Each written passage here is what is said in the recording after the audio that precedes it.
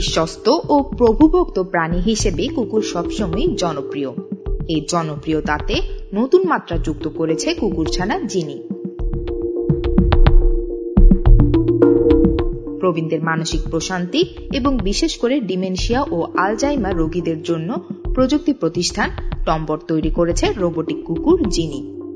জিনি দেখতে হলুদ রঙের ছোট একটি রোবোটিক কুকুর, যা বাস্তব কুকুরের মতো আচরণ করে।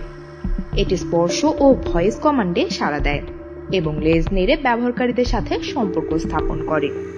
ডিমেনশিয়া ও মস্তিষ্কের অন্যান্য জটিলতায় ভোগা প্রবীণদের একঘেয়েমিতা দূর করতে এবং মানসিক প্রশান্তি দিতে এটি বিশেষ ভূমিকা রাখবে।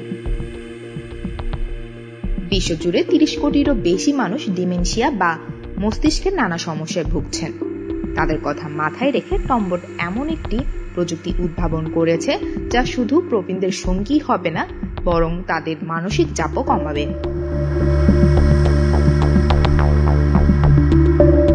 যিনি প্রতিনিয়ত নতুন নতুন আচরণ প্রদর্শন করে, যা একঘেয়েমি দূর করে ব্যবহারকারীদের জীবনে নিয়ে আসে নতুনত্ব।